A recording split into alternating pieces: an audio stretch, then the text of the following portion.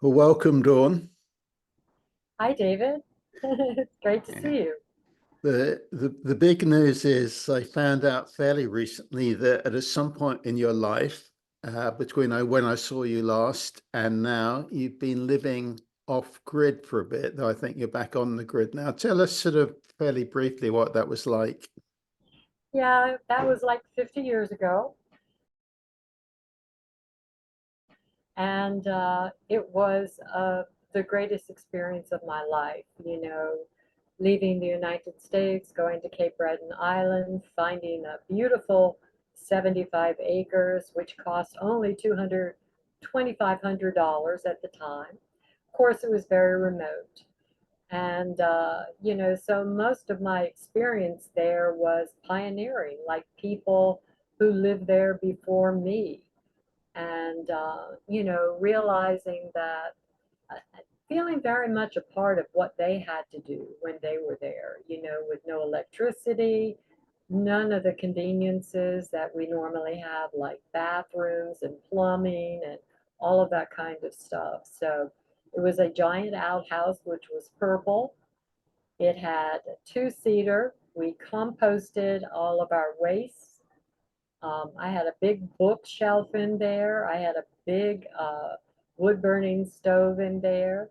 So it was very comfortable, to be there, especially in the wintertime. Uh, What type of lesson did you extract from that? And you're a very spiritual person, and you're looking to kind of grow. What was it that attracted you to that, and what was it that you actually put together for yourself? well, I think just the adventurousness of me, was what decided, made the final decision for me to leave New York City, where I've been involved in a lot of professional ventures there. I just wanted to get away from being around so many people. I felt like I had lost listening to myself and really knowing how I felt about anything. I felt very swayed by situations, highly influenced. And I know that, my sensitivity just didn't mesh with what was going on. But I love my experience in New York City, don't get me wrong. It was wonderful.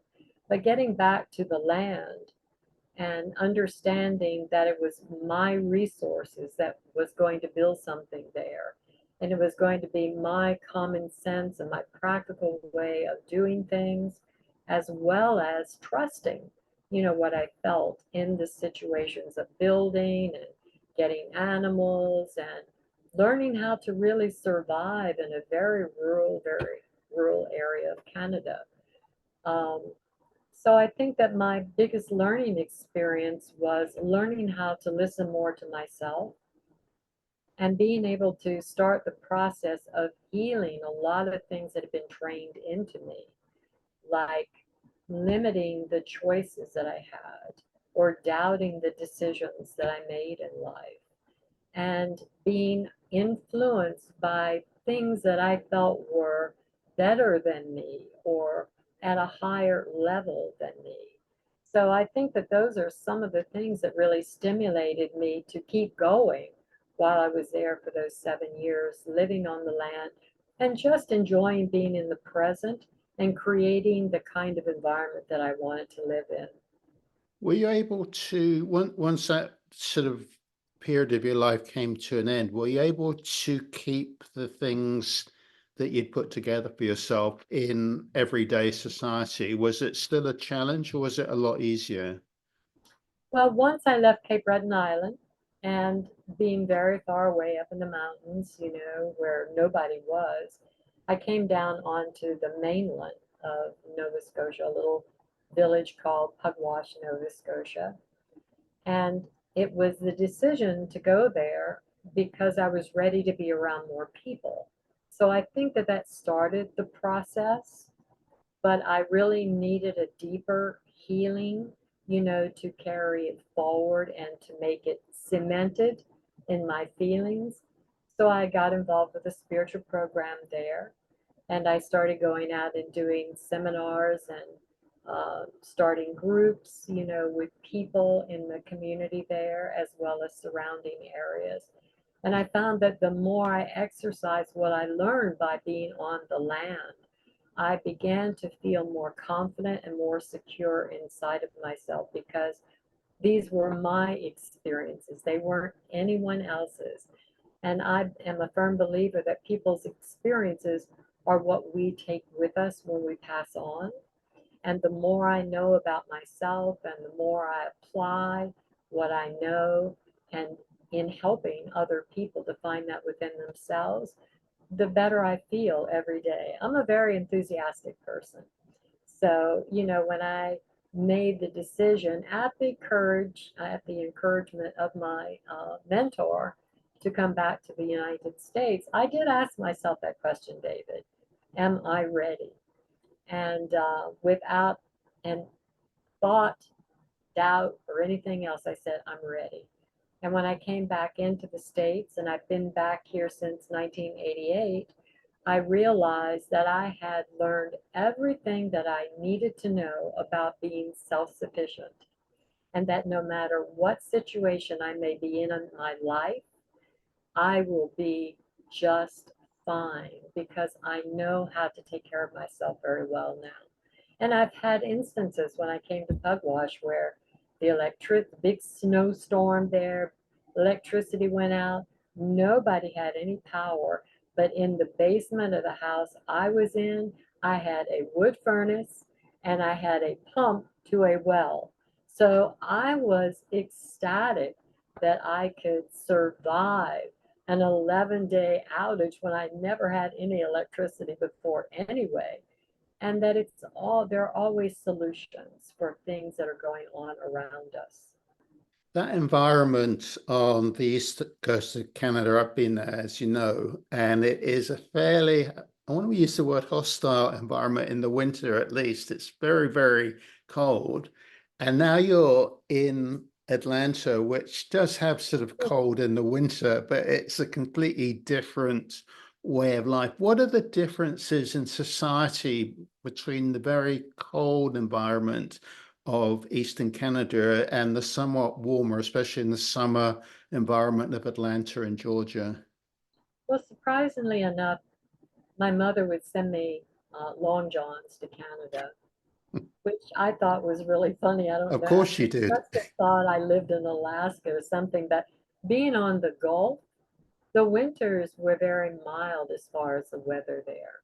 But we did have a tremendous amount of snow, and because I was in a glen, it stayed longer. But the experience of being in Atlanta, Georgia, now mind you, I grew up in Virginia where we had tons of snow when I was growing up and before I left there. But I feel like what the major difference is just breathing more and being flexible. I learned a lot about flexibility when I was in Canada and how I had to stop things instead of, wanting to get them done and, that kind of thing. I learned the flexibility of working with nature. And it's no different living here in Atlanta, Georgia. We don't have a lot of cold here in the winter time. I can still grow certain vegetables in the winter here in here. But I think it's more or less learning to be flexible with what is and accepting that things are the way they are because of where I live. So the adjustment, has been a little bit different. But I think that the main thing for me is enjoying wherever I am and trying to maintain that same state of consciousness or that same peacefulness that I found in living in rural Canada, being in Atlanta, Georgia, because here there are so many people and so many cars and lots of things, to be able to maintain that same peace and that same calm that I have in my life all came from living in Canada and learning how to work with my energy and learning how to just be really accepting of where I am and what's going on. You talked about how the environment in Canada shaped you, but how does the environment in Georgia shape you? Does it, obviously it's different down there. What would you say the principal lessons down there are? Well, I think my principal lessons are the challenges that, I'm around a whole lot more people now. Of course, it's like being back in New York City, only it's prettier here. And there are more trees and more country and stuff here in Atlanta. But I think the things that challenge me the most to pull in that learning experience of being in Canada is realizing that it's a lot more confusing here. There's a lot more states of consciousness here. There's a lot more going on here than where I lived in Canada. So it brings up those moments of remembering who I am and where I am and taking deep breaths, and acknowledging that everything is going to be all right no matter what. So my challenge of being on the road in heavy duty traffic is I better make sure I've got my best music on my Bluetooth, and it's finding solutions for those things that challenge me that are so different being here in Atlanta. But I love it here, I love it wherever I am. Let me ask you the big question to wrap up with. Okay. Let's assume in this day and age you probably got another 30 years life expectancy. What does the future hold for you? Right now, I am doing my greatest work. What that means to me is I have a good handle on my life and where I've been, what I've learned from all of that. And what I'm doing right now is making that part of my life going forward. In other words, my greatest desire is championing people to grow, and champion them to be the very best that they can be this life. And so for me, it's all about finding avenues to be around people and to share the services that I provide, whether it's, watching people's animals, it doesn't matter as long as I'm meeting new people because I just love that part of my life. I've always been a real people person, even though I went to the most remote area of Canada, to find out more about myself. I feel like right now, this time in my life, for the next however long I have, is all about accomplishing what I personally came here to do. And that's to greet and meet as many people possible as I can and help them to understand that life really is simple as long as we recognize the solutions that are available to us.